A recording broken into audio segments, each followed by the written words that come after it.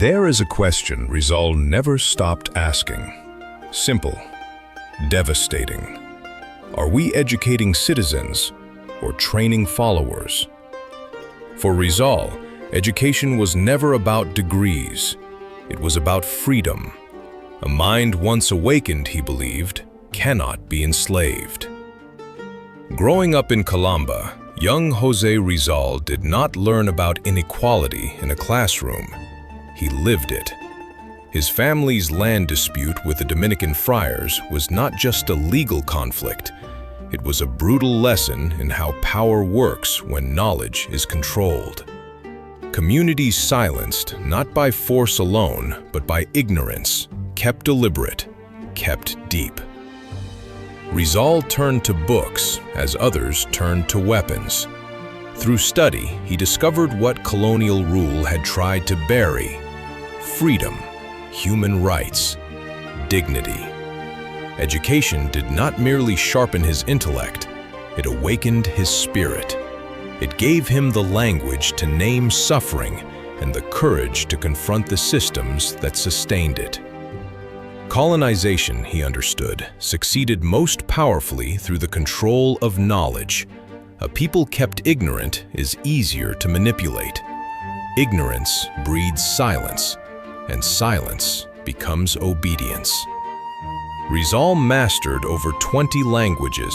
He practiced medicine, wrote novels, sculpted, painted, studied agriculture and political philosophy. But what made his learning remarkable was not the quantity, it was the spirit. He never learned for prestige, he learned to serve. His time in Dapitan shows this most clearly.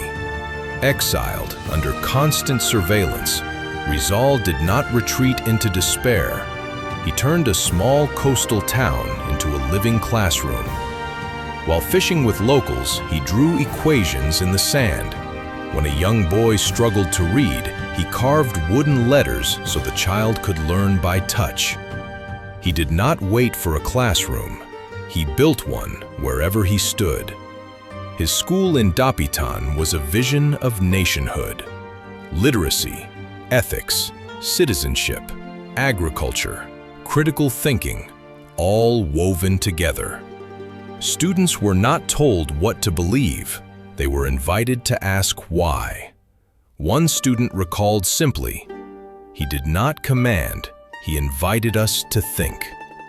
This stood in direct contrast to colonial education, which demanded obedience, conformity, and silence. The colonizers wanted subjects, Rizal wanted citizens.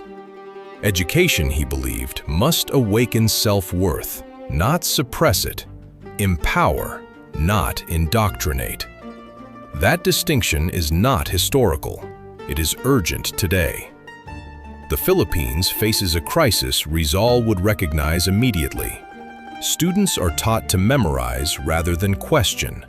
Social media floods young minds with misinformation before critical thinking can defend against it. Education has become a passport to employment, not a pathway to conscience. Rizal would ask, are we educating citizens who can question, innovate, and lead with integrity? Or are we reproducing outdated models of obedience? The answer shapes everything, not just schools, but families, communities, and the nation itself. Colonial influence also distorted Filipino values into barriers. Hiya became fear of speaking up. Pakikisama became pressure to stay silent. Utang na loob became blind loyalty to authority. But reclaimed, these same values become powerful. Hiya becomes humility. Pakikisama becomes collaboration. Bayanihan becomes genuine collective action, not ceremony. Education must not erase Filipino identity, it must strengthen it. The Filipino learner, grounded in culture and knowledge, becomes not merely a recipient, but an architect of a better nation. True leadership thrives in the presence of intelligent, informed communities. The cycle Rizal lived was simple: learn, apply, teach. Each person taught becomes a multiplier. He believed the classroom was not a building, it was a nation willing to learn. A nation that invests in education builds freedom, and freedom, once truly learned, cannot be taken away.